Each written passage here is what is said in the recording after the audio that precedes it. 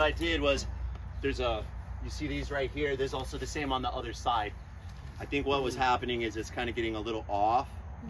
So apparently that might be it. I'm a little hesitant to try again to undo it just in case it gets stuck again. But not only can it allow for it to dump a little bit of that material, it also, if that basket is closed underneath, you're getting that really, really fine stuff like this. If the basket is open, it's doing a little bit more like this, okay? Difference being, it gets gummed up a little bit more when you're doing this, so you have to be a little more careful about what you're putting in there, right? The right size of stuff and giving it plenty of space, not overloading it too much and that kind of thing. It's worth mentioning that in order to use this shipper right, you need to have the materials to do it, the right materials to do it. So you'll see our farm, you know, we've got all of these trees that you're sitting next to, these that have been cut down, these gliricidias, these Madre de Cacaos, right? And you'll see the taller ones over there on the other side. They're the tall trees that you can see. So we've grown those especially for mulch, right? And so it's like you kind of need that, you know, this thing maybe is not powerful enough to take care of that Vivi that's growing all in your yard. You know, I mean, you might do okay with some of it, but you know, once you get past about 2.5 inches on this thing, you know, it's probably not going to be powerful enough to do all of that.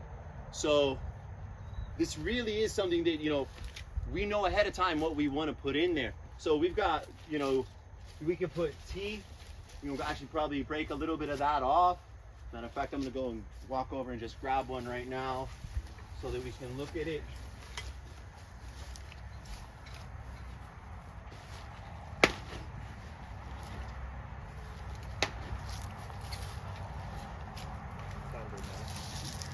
So we'll get these guys over too. I wanted to show this just because these are so nutritious. This is such good material, you know, great animal fodder, things like that. But, you know, it's just another thing that we can grow, and we can keep it right next to our coffee trees, right? We can bring this over and, you know, it's like we can wheel it right here, start shoving stuff in, and we can pile up our mulch right there. So it's a really useful tool, and just the idea of mulching your materials as you have it right where it is a great efficient way to run your farm, and a great efficient way to give your desired crops, you know, the benefits of mulch, you know, the nutrients, the way that it shields the soil and keeps the UV rays off of your soil, keeps the rain compaction, things like that. But especially the nutrients, right? And especially the organic material. All right, so we're not going to use this one too much because yesterday it was just really disappointing, and I really think it's for just vegetative material. This is for your compost maker. So it's like, oh, we've got a bunch of old cabbages or whatever. Instead of throwing them in the compost as is, you can turn them into the mulch like that. Will that top hopper struggle with, like, we'll put some stuff this in. kind of stuff that struggles? It doesn't struggle. What I found is it just sucks it up so fast, right? That it doesn't mulch it as well. You know, so when we're looking at stuff like this, that came in the tall part of the shoot. You know, this thing is treating it much more like a mandolin or something. You know, it's a little spinning blade, so it's cutting it into slices really fast. You know, so it's and it comes out a lot finer. A little weird the way it's designed. It just spits all the mulch right over this wheel, but that's all good. There are a couple of little stabilizer legs here.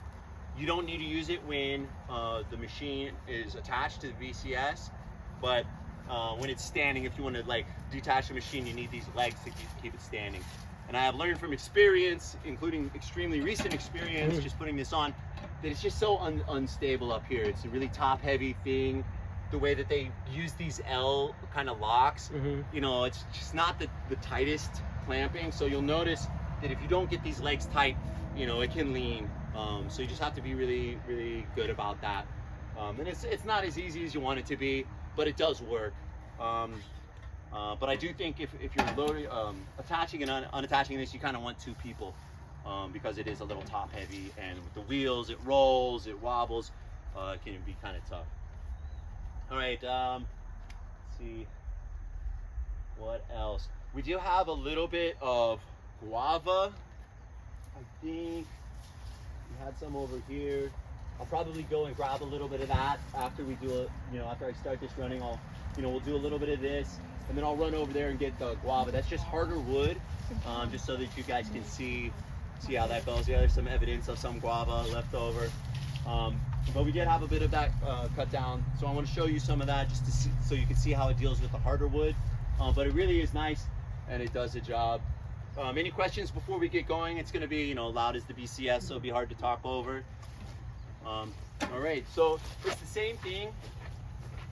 Only now I've got this this strap holding on here.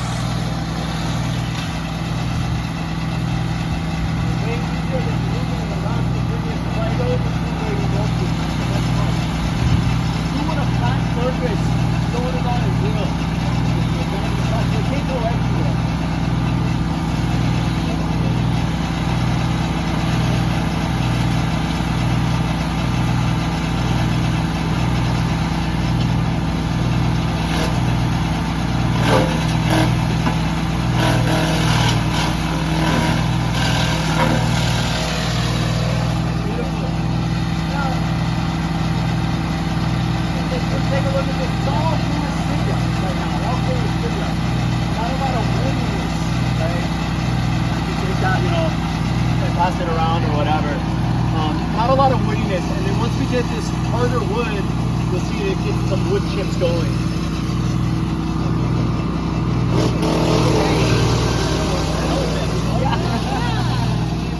Smells good. Oh yeah, it does smell like salad. Smells like a picnic.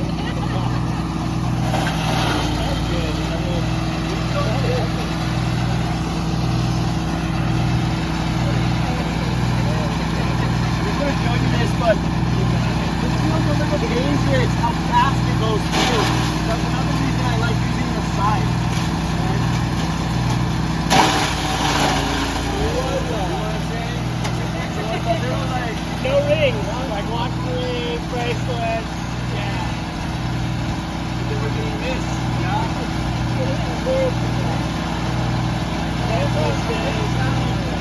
I'm guessing this is about it.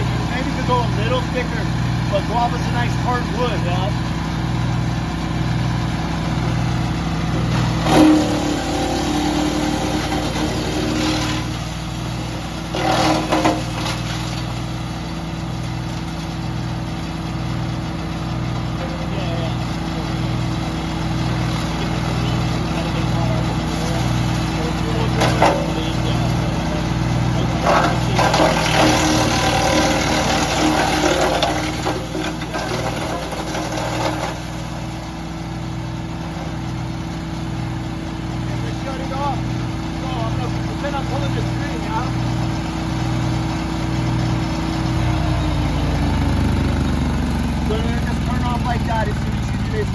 The wheels continue to move, right? So it's still like, you know, you don't want to go in there and try to get anything out.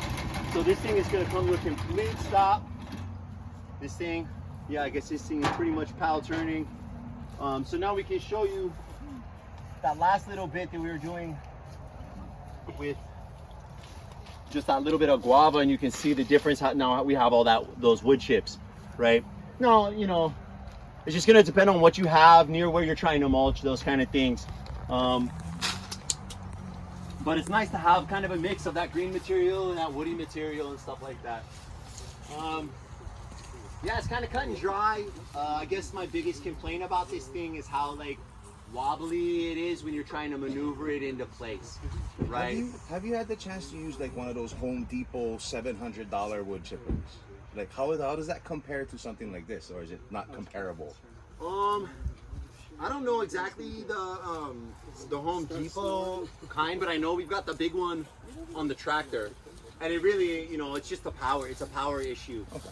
You know, this is much more something that you're staying on top of. You know, it's like this is for your compassing crops. You know, you can see on these Gliricidias that we've cut down, you know, for this. We do that all the time, you know, and 6 months later they're gonna look like that, and then we chop them again, and so we just get all of this material. So that's a huge consideration when you're planning your farm, is planning, you know, compost and mulch material. You know, one of our helpers here likes to complain about having to move material too far, right? And I take a little bit of offense because I feel like we've planned it so well where you don't have to move material too far. You know, you mow this area and you can put the grass right here. You know, you've got our trees here that you can, you know, mulch and put right there, or cut into bits and put right there. So, you know, you got to plan it out based on what you want your farm to be. But the point is, something like this doesn't make a whole lot of sense unless you've built the structure of your farm to include the material for this, right? But once you do, it's a really great idea, and it's super efficient, and your plants are gonna love it. I mean, because look at this stuff, you know. I mean, it's just so great. It's like I want to make tea out of it or something. All right, any questions about this one? Maintenance, you know, we'll have to see how it goes. I mean, I don't know what's going on with this thing. As I mentioned, it did fall over when I was loading it up, so maybe it got a little wonky there. Maybe it's just, you know, a little tight because it's new. But I'm not sure why this is a little difficult today.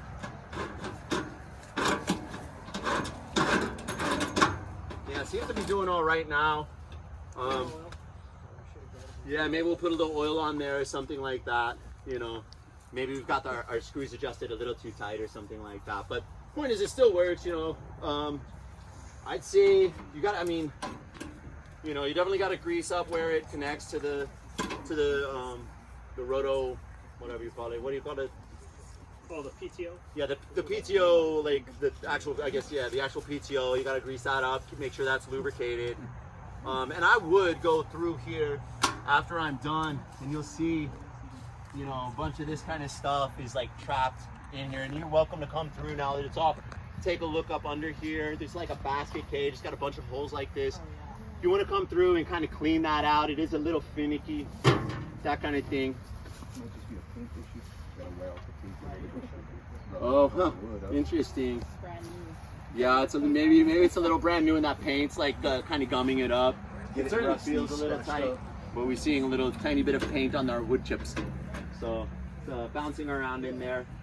You see the paint scraping Yeah, off this a little feels a bit. little tight on this side if you loosen up that nut on this side. Yeah. Maybe. So anyway, there might be some things to do with that. Well, this is really beautiful piece of guava right there. You guys want to look at the beauty of natural wood. All right, so that's pretty much it that we had on this. You guys have any other questions about this one? Or let's meet in the shade for just one last little moment then.